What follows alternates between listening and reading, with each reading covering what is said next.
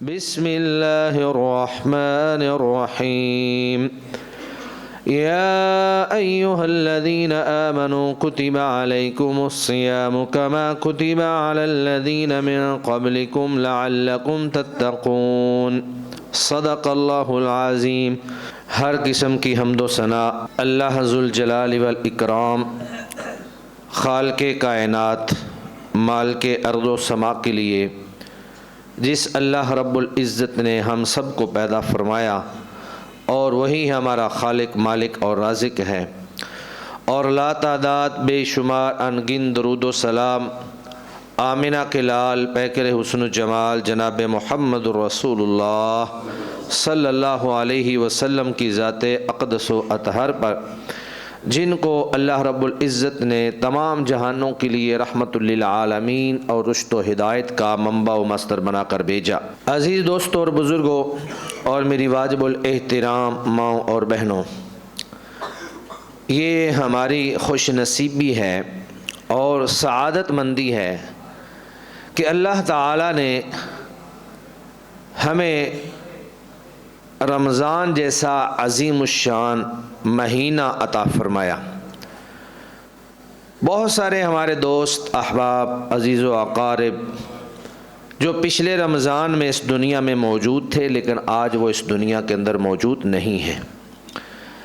یہ ایک فرصت کا لمحہ ہے، یہ اپنے گناہوں کو بخشوانے کا لمحہ ہے، یہ نیکیوں کا موسم بہار ہے، یہ اپنے آپ کی اصلاح کرنے کا ایک موقع ہے، ایک پیریڈ ہے جو اللہ تعالیٰ نے ہمیں عطا فرمایا ہے۔ اب حقیقی سعادت مند وہ ہے جو اللہ کی عبادت کر کے، نوافل کا اہتمام کر کے، کثرت سجود کے ذریعے، کثرت اذکار کے ذریعے، تلاوت قرآن مجید کے ذریعے، قیام اللیل کے ذریعے توبہ کرتے ہوئے اللہ تعالیٰ سے اپنے گناہوں کی معافی مانگ لیتا ہے، اللہ کو راضی کر لیتا ہے اور وہ جنت کا وارث بن جاتا ہے۔ جبکہ انتہائی بد نصیب، بدقسمت ہے وہ انسان جس نے رمضان کا مہینہ بھی پا لیا لیکن رمضان کے مہینے میں اللہ کو راضی کر کے جنت کا وارث نہیں بن سکا۔ اس سے بڑا بد نصیب کوئی نہیں ہے، کیونکہ سب سے بڑی کامیابی جس کو اللہ نے کامیابی قرار دیا ہے وہ مال و دولت کا حصول نہیں ہے، وہ عہدے اور منصب کا مل جانا نہیں ہے، وہ دنیا کی عیش و عشرت اور سہولیات نہیں ہیں۔ وہ کامیابی کیا ہے؟ وہ کامیابی ہے فَمَنْ زُحْزِحَ عَنِ النَّارِ وَأُدْخِلَ الْجَنَّةَ فَقَدْ فَازَ۔ جس کو جہنم سے بچا لیا گیا، جنت میں داخل کر دیا گیا، وہ انسان حقیقی کامیاب ہے۔ اور اللہ کی رضا، اللہ کی خوشنودی مال و دولت یا اولاد سے نہیں ملتی ہے۔ اللہ فرماتے ہیں وَمَا أَمْوَالُكُمْ وَلَا أَوْلَادُكُمْ بِالَّتِي تُقَرِّبُكُمْ عِنْدَنَا زُلْفَىٰ، یعنی نہ تمہارے مال، نہ تمہاری اولادیں ہمیں یا تمہیں ہمارے قریب کر سکتی ہیں۔ اگر کوئی چیز اللہ کا قرب اور اللہ کے قریب انسان کو کر سکتی ہے تو وہ عمل صالح اور نیکی ہے انسان کی۔ اللہ کے قرب کے بے شمار راستے ہیں، بہت سارے نیک اعمال ہیں جو انسان کو اللہ کے قریب کر دیتے ہیں۔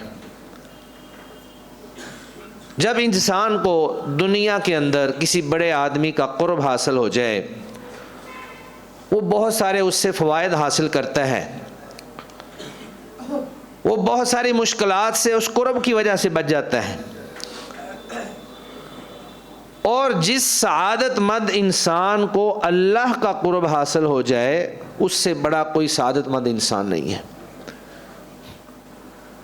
دنیا کی قرابتیں، دنیا کے تعلق، رابطے، یہ دنیا کے کام تو آ سکتے ہیں، لیکن اللہ کا تقرب، اللہ کی محبت، اللہ سے رابطہ، یہ انسان کو دنیا کے اندر بھی سرفراز کر دیتا ہے، انسان کو آخرت کے اندر بھی کامیاب فرمائے گا۔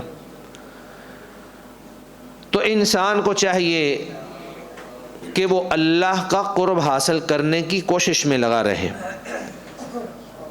اللہ کے قریب ہونے کی کوشش میں لگا رہے، اللہ کے ساتھ مسلسل رابطہ رکھے، اللہ کے ساتھ مناجات کیا کرے، اللہ کے ساتھ گفتگو کیا کرے۔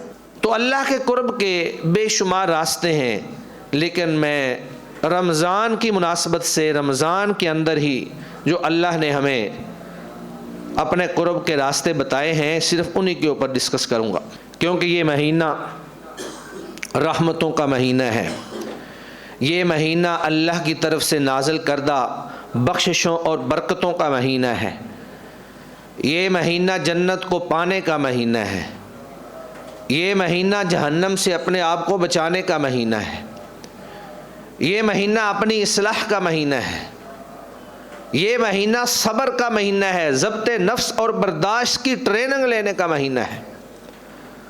جب انسان اللہ کی رضا پر صبر کرتے ہوئے، اپنے نفس پہ کنٹرول کرتے ہوئے صبح سے لے کر شام تک بھوکا رہتا ہے، تو پھر اس کو عبادات کے اندر وہ لذت ملتی ہے، عبادات کے اندر وہ سکون اور وہ اطمینان حاصل ہوتا ہے جو انسان کو عام دنوں میں حاصل نہیں ہوتا ہے۔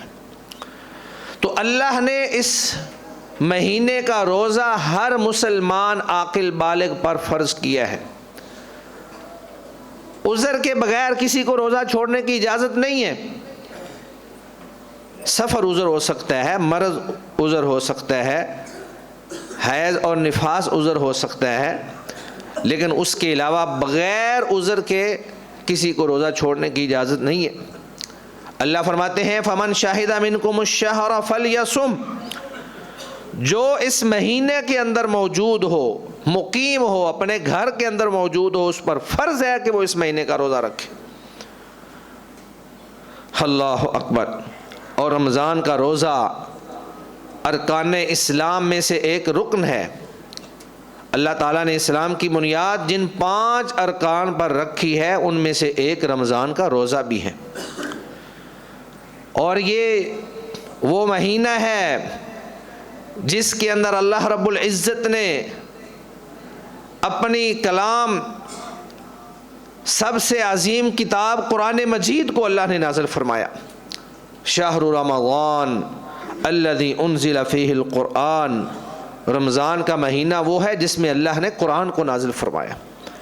ھدی للناس وبینات من الھدی والفرقان، یہ قرآن مجید وہ کتاب ہے ھدی للناس، لوگوں کے لیے ہدایت ہے۔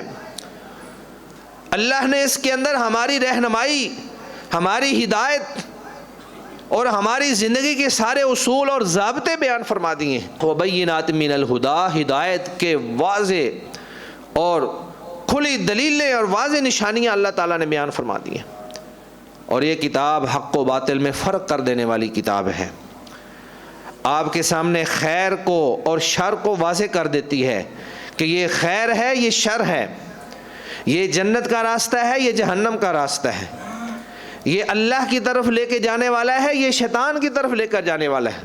سب کچھ اللہ نے کھول کھول کر بیان فرما دیا اس کتاب کے اندر۔ اور رمضان قرآن کا بڑا آپس میں گہرا تعلق ہے۔ رمضان کے اندر کثرت سے قرآن پڑھیں، کثرت سے قرآن مجید سنیں، اپنی ایک ترتیب بنائیں کہ میں نے ڈیلی اتنا قرآن مجید پڑھنا ہے، روزانہ قرآن مجید کی ترتیب بنائیں، کم از کم ایک پارہ جو ہے وہ روزانہ قرآن مجید کا پڑھیں، نمازوں کے اوقات میں، سحری کے وقت، افطاری کے وقت، جو بھی ٹائم ملے قرآن مجید پڑھیں۔ قرآن مجید انسانوں کی زندگی کے اندر انقلاب برپا کر دینے والی کتاب ہے، کایا پلٹ کے رکھ دینے والی کتاب ہے، انسان کو جہالت کے اندھیروں سے نکال کر علم کی روشنی کے اندر لے جانے والی کتاب ہے۔ اور یہ اللہ کے تقرب کا بہت بڑا ذریعہ ہے۔ تو رمضان میں اللہ کا قرب حاصل کرنے کے لیے قرآن مجید کی بھی کثرت سے تلاوت کریں۔ اللہ اکبر۔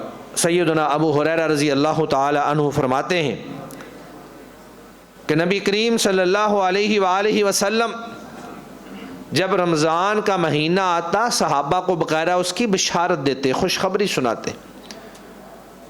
اتاکم رمضان شہر مبارک، اے میرے صحابہ تمہیں مبارک ہو، ماہ رمضان آ گئے ہے، مبارک مہینہ تمہاری زندگیوں میں آ گیا ہے۔ فرض اللہ علیکم صیامہ، اللہ نے اس کے روزے تمہارے اوپر فرض کر دیے ہیں۔ تفتح فیہ ابواب الجنہ، اس میں جنت کے سارے دروازے کھول دیے جاتے ہیں۔ وغلقت ابواب الجحیم، جہنم کے دروازے جو ہیں وہ بند کر دیے جاتے ہیں۔ وسلسلت الشیاطین، اور اللہ تعالیٰ شیطانوں کو جکڑ دیتے ہیں تاکہ یہ میرے بندے کو ورغلا نہ سکیں، یہ ان کو غلط راستے پر نہ چلا سکیں۔ اور یہ اللہ کے نبی صلی اللہ علیہ وآلہ وسلم کی حدیث مبارکہ ہمیں رمضان میں بڑی ظاہر باہر نظر آتی ہے۔ کہاں نماز فجر میں 1.5 2 2.5 صفحے ہوتی ہیں اور کہاں ماشاءاللہ 10 12 صفحے ہو جاتی ہیں، مساجد بھری ہوتی ہیں، نیکی کا ایک غلبہ نظر آتا ہے، لوگ مساجد کی طرف اللہ کی طرف کھنچے چلے آتے ہیں۔ تو یہ ایمان ہے، یہ رسول اللہ صلی اللہ علیہ وسلم کے فرمان کی صداقت ہے کہ جب شیطان کو باندھ دیا جاتا ہے تو برے راستے پہ چلانے والی رکاوٹیں جو ہوتی ہیں وہ ختم ہو جاتی ہیں، ایمان تازہ ہو جاتا ہے، دل کرتا ہے انسان کا نیکی کرنے کو، اللہ کا قرب حاصل کرنے کے لیے دل کرتا ہے۔ بچے کیا، بوڑھے کیا، خواتین کیا، مرد کیا، سارے جو ہیں اسی کوشش میں لگے ہوتے ہیں کہ اللہ ان کے گناہوں کو معاف فرما دے، اللہ انہیں جنت کا وارث بنا دے۔ اور پھر نبی مکرم صلی اللہ علیہ وآلہ وسلم نے رمضان کی فضیلت بیان کرتے ہوئے فرمایا کہ 5 نمازیں، پھر ایک جمعہ سے لے کر دوسرے جمعہ تک، اور پھر رمضان دوسرے رمضان تک ہونے والے صغیرہ گناہوں کا کفارہ بن جاتے ہیں۔ یہ رمضان ایسا عظیم الشان مہینہ ہے، اور اللہ رب العزت ہر دن اور ہر رات، ان اللہ تبارک و تعالی اتقاء فی کل یوم و لیلۃ، کہ اللہ تعالی رمضان کے ہر دن اور ہر رات بے شمار لوگوں کو جہنم سے آزادیاں عطا فرماتے ہیں۔ اللہ ہمیں بھی جہنم سے آزادی عطا فرمائے۔ اور پھر فرمایا کہ ہر مسلمان کے لیے اس دن اور رات میں ایک دعا ہے جو اللہ تعالیٰ قبول فرماتے ہیں۔ افطاری کے ٹائم جو بھی اللہ تعالیٰ سے دعا کی جائے، اللہ رب العزت اس دعا کو رد نہیں کرتے ہیں۔ ہم بڑے بے صبرے ہیں، اللہ کے شکوے کرنا شروع کر دیتے ہیں کہ جی بڑی دعائیں کی اللہ سنتا ہی نہیں ہے، بڑی دعائیں کی اللہ سنتا ہی نہیں ہے۔ او بھائی، اللہ نے جو مقامات بیان کیے ہیں دعا کی قبولیت کے، ان دعاؤں کو ان مقامات کے اندر کیا کرو، خاص مواقع اور اوقات کے اندر یہ دعائیں کیا کرو، انشاءاللہ اللہ آپ کی دعا کو رد نہیں کریں گے۔ افطاری کے وقت کی گئی دعا اللہ رد نہیں کرتے ہیں، قبولیت کا وقت ہوتا ہے۔ اور پھر اس رمضان کی یہ فضیلت ہے کہ اگر کوئی شخص رمضان المبارک کے اندر عمرہ کرتا ہے تو اللہ کے نبی نے فرمایا کہ وہ حج کے برابر ہے۔ اور ایک روایت میں یہ ہے تعدل حجۃ معی، میرے ساتھ حج کرنے کے برابر ہے۔ تو یہ رمضان کی فضیلت ہے جس وجہ سے عمرے کا اجر جو ہے وہ اللہ تعالیٰ بڑھا دیتے ہیں۔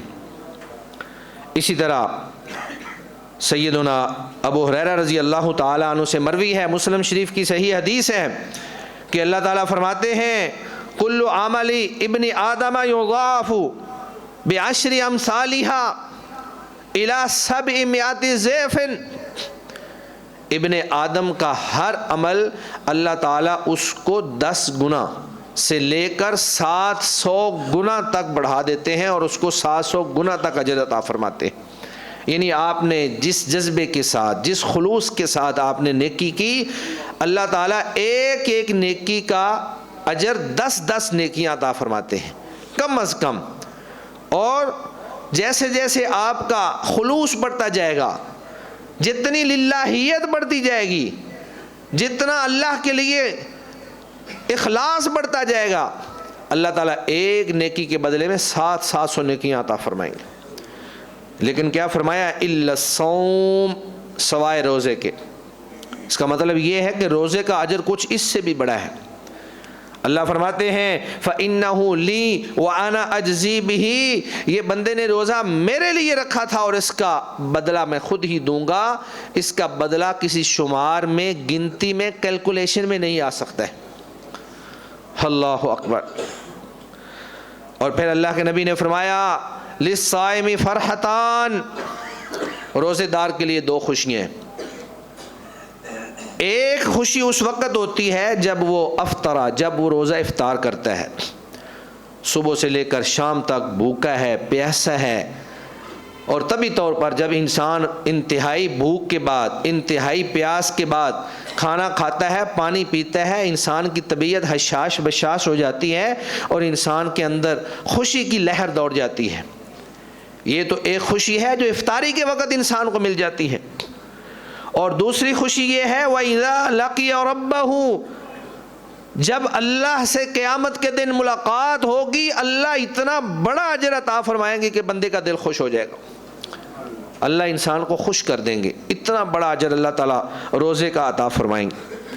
اور پھر سیدنا سہل فرماتے ہیں، بخاری شریف کے اندر روایت موجود ہے کہ ان فی الجنت بابا یقال له الریان یدخل منه الصائمون یوم القیامہ، جنت کا ایک دروازہ ہے جس کا نام ہے باب الریان، اور قیامت کے دن اس دروازے سے صرف روزے دار ہی داخل ہوں گے، روزے داروں کے علاوہ کوئی اس دروازے سے داخل نہیں ہو سکے گا۔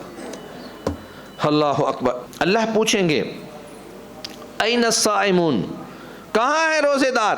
فیقومون، وہ روزے دار کھڑے ہوں گے اور بتائیں گے کہ یا اللہ ہم ادھر موجود ہیں۔ تو پھر اللہ ان سے کہے گا اے میرے روزے دارو تم اس دروازے سے داخل ہو جاؤ۔ اللہ اکبر۔ تو یہ وہ نیکیاں ہیں، یہ وہ فضائل ہیں جو اللہ تعالیٰ روزے داروں کو عطا فرمائیں گے۔ یہاں مجھے سیدنا ابو بکر صدیق رضی اللہ تعالی عنہ کی ایک فضیلت بھی یاد آ گئی۔ اللہ کے نبی نے فرمایا کوئی شخص ایک دروازے سے، کوئی 2 دروازوں سے، کوئی 3 دروازوں سے جنت میں داخل ہوگا، اور میرا ابو بکر جو ہے وہ جنت کے 8 دروازوں سے جنت میں داخل ہوگا۔ اللہ اکبر۔ یہ ان کا مقام ہے، یہ ان کی شان ہے، یہ ان کا مرتبہ ہے جو اللہ تعالیٰ نے ان کو عطا فرمایا۔ اللہ اکبر۔ اور پھر اللہ کے نبی صلی اللہ علیہ وسلم نے فرمایا والذی نفس محمد بیدہ، قسم ہے اس ذات کی جس کے قبضے میں میری محمد صلی اللہ علیہ وسلم کی جان ہے، لخلوف فم الصائم اطیب عند اللہ من ریح المسک، بھوکا پیاسا رہنے کی وجہ سے معدے سے اٹھنے والی جو بدبو ہے، اللہ کو روزے دار کے منہ سے آنے والی یہ بدبو کستوری سے زیادہ اچھی لگتی ہے۔ اللہ اکبر۔ تو روزے دار کا ہر عمل، روزے دار کا بھوکا اور پیاسا رہنا، روزے دار کا افطاری کرنا، روزے دار کا سحری کھانا، یہ سارے عمل اللہ تعالیٰ کے قریب کر دینے والے ہیں انسان کو۔ تو یہ ہمارے پاس ایک موسم بہار، نیکیوں کا، لوٹ سیل کا مہینہ، اور آپ کہہ لیں کہ بخشش کا مہینہ، برکت کا مہینہ، گناہوں کو بخشوانے کا مہینہ، اللہ کو راضی کرنے کا مہینہ، صبر کو سیکھنے کا مہینہ، اور اللہ کو راضی کر کے جنت کا وارث بننے کا مہینہ ہماری زندگی سے گزر رہا ہے۔ اللہ اکبر۔ آج 11واں روزہ ہے، اس مہینے کا ایک عشرہ ہماری زندگی سے گزر گیا، اب 2 عشرے باقی ہیں، دوسرے عشرے کا آج آغاز ہو چکا ہے۔ ہم ایک عشرہ ختم ہونے پر اور دوسرا عشرہ شروع ہونے پر ایک دفعہ پھر سے اپنا محاسبہ کریں، اپنے گریبان میں جھانکیں کہ میرا پہلا عشرہ کیسے گزرا ہے اور میں نے آگے 2 عشرے کیسے گزارنے ہیں۔ محاسبہ کریں اپنا، سوچیں اپنے بارے میں کہ کیا پہلا عشرہ میں نے اپنے آپ کو عبادات کے اندر تھکانے پہ لگایا ہے یا میں نے اپنے آپ کو گناہوں کے اوپر لگا کے رکھا ہے۔ پہلے عشرے کے اندر میں نے اللہ کو راضی کرنے کی کوشش کی ہے یا میں غافل اور غفلت کی زندگی ہی گزارتا رہا ہوں۔ پہلے عشرے کے اندر میں نے روزے کا اہتمام کیا، فرض نمازوں کا اہتمام کیا، سنتوں کا اہتمام کیا، نوافل کا اہتمام کیا، تراویح کا اہتمام کیا، اذکار کا اہتمام کیا، تلاوت قرآن مجید کا اہتمام کیا ہے؟ یا پھر اس مہینے میں ان 10 دنوں میں جس طرح میں پہلے بے نماز تھا آج بھی ویسے ہی بے نماز ہوں، جس طرح پہلے میں نے کبھی قرآن کو ہاتھ نہیں لگایا تھا آج بھی میں ویسے کا ویسے ہی بد نصیب ہوں، جس طرح میں پہلے چوری اور ڈکیتی یا خیانت پر مبنی کام کیا کرتا تھا آج بھی میں ویسے کا ویسا ہی ہوں۔ تو عزیز دوستو، یہ زندگی آپ کو بار بار نہیں ملے گی اور رمضان بھی بار بار نہیں ملتا ہے، کوئی پتہ نہیں اگلا رمضان آپ کو ملے کہ نہ ملے۔ اگر اللہ نے یہ موقع دے دیا ہے اس کو غنیمت جانیں، فرصت کے ان لمحات سے فائدہ اٹھائیں، یہ موقع بار بار نہیں ملتے۔ آپ خوش نصیب ہیں، سعادت مند ہیں کہ اللہ نے ایک رمضان اور عطا فرما دیا۔ اسلاف 6 مہینے تک اللہ سے دعائیں کیا کرتے تھے کہ یا اللہ ہمیں رمضان تک پہنچا دے، اور جب رمضان آتا دنیا کے سارے کام چھوڑ کر اللہ کی عبادت پہ جت جاتے، قرآن مجید کی تلاوت پہ جت جاتے، اور پھر اگلے 6 مہینے یہ دعائیں کرتے ہوئے گزار دیتے تھے کہ یا اللہ ہم نے جو عبادتیں کی ہیں ان کو اپنی بارگاہ میں قبول فرما لے۔ تو یہ اللہ سے دعائیں کریں۔ ایک دوست نے سوال کیا کہ رمضان آ گیا ہے لیکن عبادت پہ دل نہیں لگتا ہے، وہ جوش اور جذبہ نہیں ہے جو ہونا چاہیے۔ رمضان کے شروع میں 2-4 دن 5 دن تو بڑا جوش اور جذبہ تھا، لیکن اب تھکاوٹ سی محسوس ہوتی ہے۔ تو عزیز دوستو، جب بھی تھکاوٹ محسوس ہو جہنم کے عذاب کو سامنے رکھ لیا کریں، قبر کے عذاب کو سامنے رکھ لیا کریں۔ عبادتوں کی تھکاوٹ یہ اتر جائے گی، ختم ہو جائے گی، لیکن ان کا اجر پکا ہو جائے گا، اور کل قیامت کو جب اللہ رب العزت جنت کی سہولتیں عطا فرمائیں گے یہ تھکاوٹیں کہیں بھی نہیں ہوں گی۔ دنیا کی لذتیں یہ بھی ختم ہو جائیں گی، میٹھی نیند کی لذت، روزہ نہ رکھ کر کھانے پینے کی لذت، گناہ کی لذت یہ بھی ختم ہو جائے گی، لیکن ان کا گناہ قائم ہوگا، اور کل قیامت کو جب جہنم کے اندر انسان جائے گا تو یہ لذتیں انسان کو یاد نہیں رہیں گی۔ اللہ کے نبی صلی اللہ علیہ وسلم نے 2 بندوں کے بارے میں فرمایا کہ ایک وہ شخص جس نے اپنی پوری زندگی کے اندر کوئی دکھ نہیں دیکھا ہوگا، کل جب اللہ کے سامنے آئے گا اللہ تعالیٰ پوچھیں گے ہاں میرے بندے تیری زندگی کیسی گزری تھی، وہ کہے گا یا اللہ میری زندگی کے اندر کوئی دکھ اور تکلیف نہیں تھی۔ اللہ فرشتوں کو کہیں گے جاؤ اس کو جہنم کا ایک چکر لگوا کے لاؤ۔ جہنم میں پھینکا نہیں جائے گا، کوئی عذاب نہیں اس کو دیا جائے گا، صرف جہنم کا چکر لگانا ہے۔ جب وہ چکر لگا کے واپس آئے گا تو اللہ پوچھیں گے ہاں میرے بندے بتا تیری زندگی کیسی گزری۔ وہ جہنم کی ہولناکیاں، جہنم کے عذاب، وہاں کی آگ، وحشت، یہ سب کچھ دیکھ کر اللہ سے کہے گا یا اللہ میری زندگی کے اندر تو کوئی سکھ تھا ہی نہیں، ابھی جہنم میں گیا نہیں ہے۔ پھر دوسرا آدمی جس کی زندگی دکھوں بھری تھی، اللہ پوچھیں گے تیری زندگی کیسی تھی، وہ کہے گا یا اللہ ساری زندگی دکھ ہی دکھ تھے۔ اللہ فرشتوں کو کہیں گے جاؤ اس کو جنت کا نظارہ کروا کے لاؤ۔ صرف نظارہ کروانا ہے باہر سے، جنت کا نظارہ، ادھر جہنم کا نظارہ ہے، ادھر جنت کا نظارہ ہے، واپس آ کر اللہ سے کہے گا یا اللہ میری زندگی کے اندر کوئی دکھ تھا ہی نہیں۔ تو بھائی جب عبادت کرنے پہ دل نہ لگے، جہنم کا منظر سامنے رکھ لیا کریں، جنت کا منظر بھی سامنے رکھ لیا کریں۔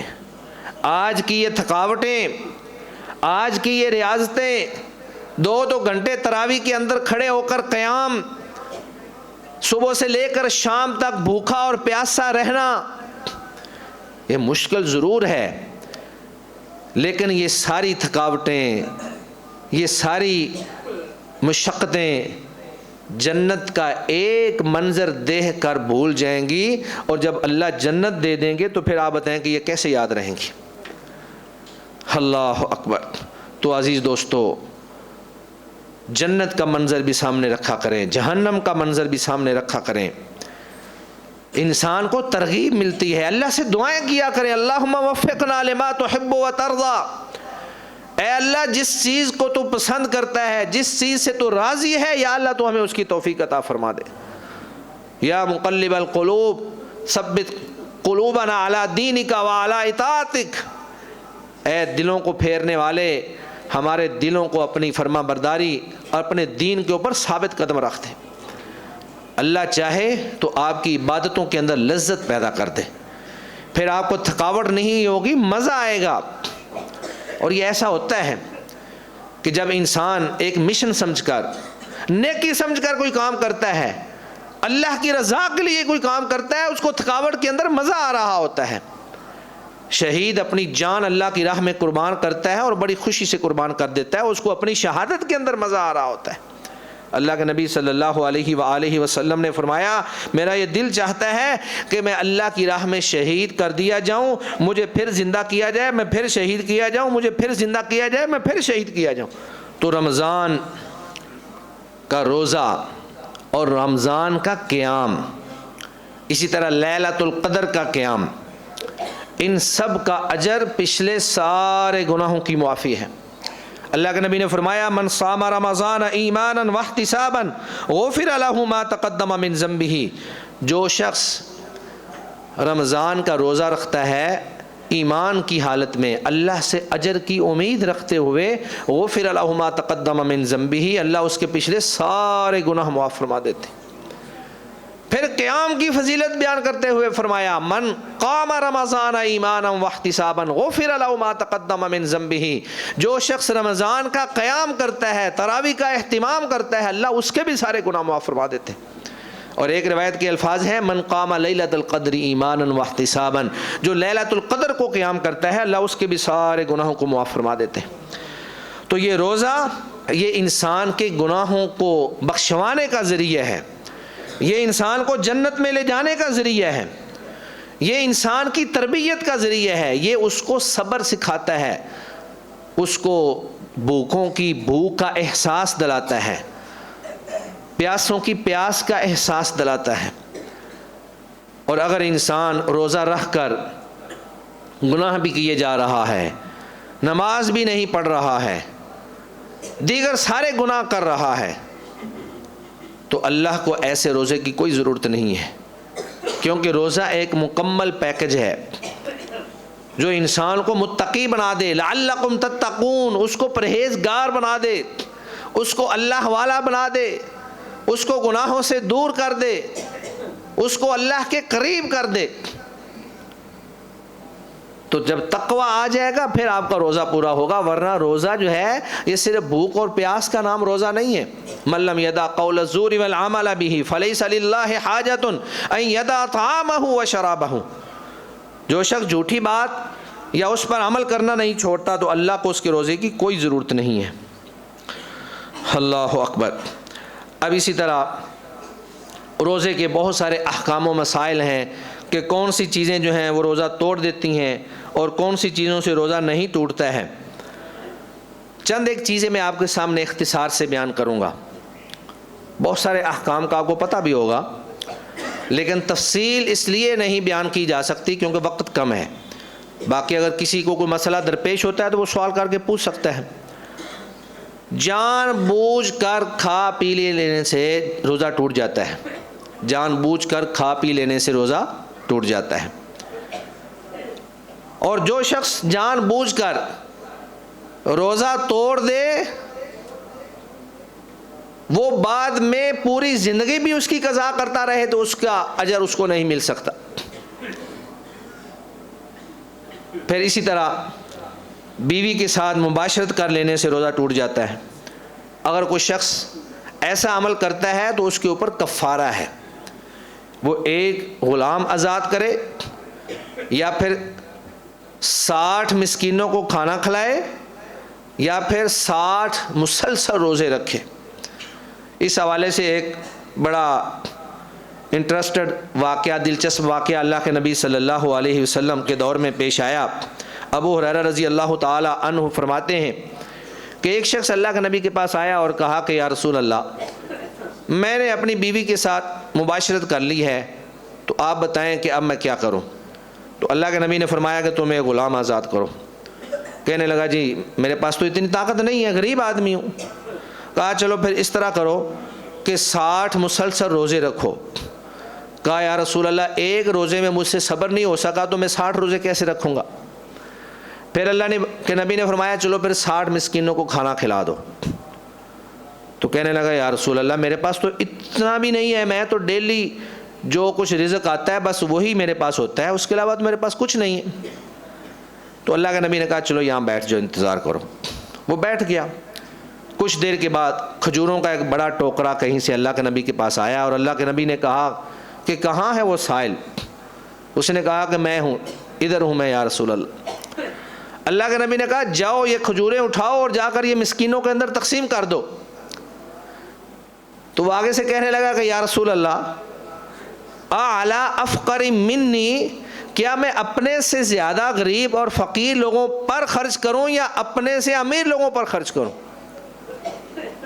تو اللہ کے نبی نے کہا کہ جو تیرے جیسے یا تجھ سے زیادہ فقیر ہیں ان کے اوپر خرچ کر۔ تو کہنے لگا کہ یا رسول اللہ ہمارے ان دو پہاڑوں کے درمیان مجھ سے زیادہ کوئی فقیر ہے ہی نہیں، میں سب سے زیادہ فقیر آدمی ہوں۔ تو اللہ کے نبی مسکرا پڑے اور کہا کہ جاؤ یہ اپنے گھر میں لے جاؤ اور خود ہی کھا لو، اپنے گھر والوں کو کھلا دو۔ تو بہرحال یہ جو ہے ایک ناقض روزہ چیز ہے۔ اسی طرح خواتین کے لیے خاص طور پر حیض اور نفاس کا آ جانا، اس سے روزہ جو ہے وہ ختم ہو جاتا ہے۔ لیکن یہ خواتین جو ہیں یہ بعد میں ان کی قضا کریں گی۔ اور پھر قصداً قے کرنا، قے دو طرح کی ہے۔ ایک ہے آپ انگلی مار کر قے کریں، اگر آپ قے کرتے ہیں تو آپ کا روزہ ٹوٹ جائے گا، لیکن اگر خود بخود قے آ جائے تو اس سے آپ کا روزہ نہیں ٹوٹے گا۔ بعض اعمال ایسے ہیں جن میں روزہ نہیں ٹوٹتا ہے۔ کوئی آدمی بھول کر کھا پی لے، اس کو یاد نہ رہے، بھول کر کھانا کھا لیا یا پانی پی لیا، تو اللہ کے نبی صلی اللہ علیہ وسلم نے فرمایا فَإِنَّمَا أَطْعَمَهُ اللَّهُ وَسَقَاهُ، اس کو اللہ نے کھلایا پلایا ہے، اس کے روزے کے اوپر کوئی اثر نہیں پڑے گا انشاءاللہ۔ تو یہ اللہ رب العزت کی رحمت اور شفقت ہے کہ اللہ تعالیٰ کسی کو کھلا دیں یا پلا دیں۔ یہ کوئی ایسی چیز نہیں ہے کہ جس سے انسان سمجھے کہ پتہ نہیں مجھ سے بہت بڑی غلطی ہو گئی ہے۔ ہاں بھول کر ہونا چاہیے، جان بوجھ کر نہیں۔ اگر جان بوجھ کر ایسا ہے تو پھر آپ سمجھ لیں کہ آپ کا روزہ ٹوٹ گیا ہے۔ اسی طرح ایک آدمی اگر سویا ہوا ہے تو نیند کے اندر اس کو احتلام ہو جاتا ہے تو اس سے بھی روزہ نہیں ٹوٹتا۔ اس طرح بیوی کا بوسہ لینے سے بھی روزہ نہیں ٹوٹتا۔ پھر اسی طرح حجامہ لگوانے سے بھی روزہ نہیں ٹوٹتا ہے، لیکن آدمی حجامہ اتنا سا لگوائے جس سے انسان کو کمزوری نہ ہو۔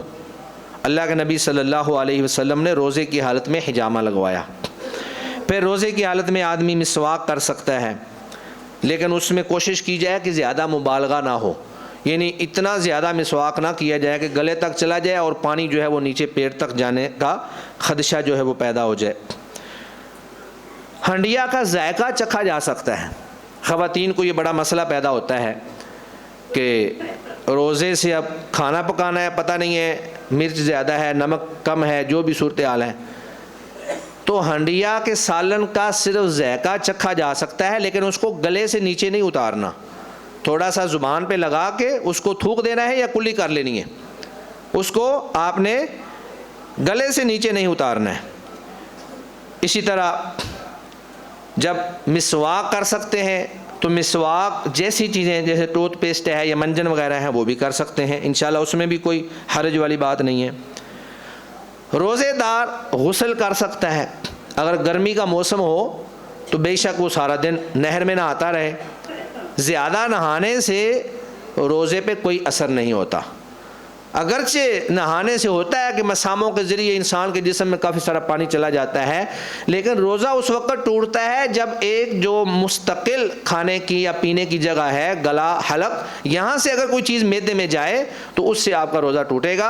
اور اگر ویسے نہانے سے آپ کے جسم کے اندر تری پیدا ہو گئی ہے اور آپ کو کچھ ٹھنڈک محسوس ہوئی ہے تو اس سے روزہ نہیں ٹوٹے گا۔ اسی طرح سرما لگانا، روزے کی حالت میں آپ سرما لگا سکتے ہیں، کوئی حرج والی بات نہیں ہے۔ اور پھر کنگھی کرنا، تیل لگانا، یہ سارے کام جو ہیں روزے کی حالت میں جائز ہیں۔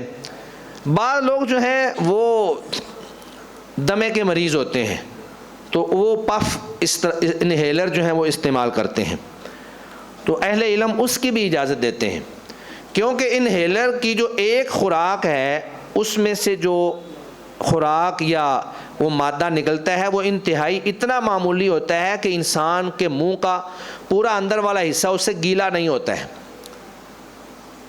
تو علماء نے قیاس کیا ہے اس کو کلی کے اوپر، کہ جب آپ وضو کرتے ہیں، کلی کرتے ہیں، تو کلی کر کر جب پانی آپ باہر پھینکتے ہیں تو وہ سارا پانی باہر نہیں جاتا، بہت سارا پانی زبان کو اندر لگ جاتا ہے، اور اللہ تعالیٰ نے اس کو جائز قرار دیا ہے۔ تو جو پانی کلی کرنے سے آپ کے جسم میں، آپ کے منہ میں باقی رہ جاتا ہے، یہ جو پف ہے اس کی مقدار اس سے کم ہوتی ہے، لہٰذا اگر کوئی شخص مریض ہے دمے کا تو وہ روزے کی حالت میں یہ پف استعمال کر سکتا ہے۔ اور ویسے بھی آپ کہیں سے گزر رہے ہوں، وہاں پہ آگ لگی ہوئی ہو، دھواں آپ کے اندر چلا جائے تو وہ دھویں سے آپ کا روزہ نہیں ٹوٹے گا، حالانکہ وہ دھواں جو ہے زیادہ خطرناک بھی ہوتا ہے، زہریلا بھی ہوتا ہے۔ تو بہرحال یہ چند ایک احکام و مسائل تھے جو میں نے آپ کے سامنے بیان کر دیے ہیں۔ دیگر بے شمار چیزیں ہیں، ہر چیز نہ تو بیان ہو سکتی ہے اور نہ ہی ہمیں یہ پتہ ہے کہ آپ کی ضروریات کیا ہیں، وہ سوال کر کے پوچھی جا سکتی ہیں۔ تو اللہ رب العزت سے ہم دعا کرتے ہیں کہ اللہ تعالیٰ اس برکت والے مہینے کو ہمارے لیے مبارک بنا دے، اللہ اس کو ہماری بخشش کا ذریعہ بنا دے، اللہ اس کو ہماری نجات کا ذریعہ بنا دے۔ اللہ تعالیٰ ہمارے صغیرہ کبیرہ، اگلے پچھلے، چھوٹے بڑے، اللہ سارے گناہوں کو معاف کر کے ہمیں جہنم سے آزادی عطا کر دے، اللہ ہمیں جنت کا وارث بنا دے۔ وآخر دعوانا ان الحمد للہ۔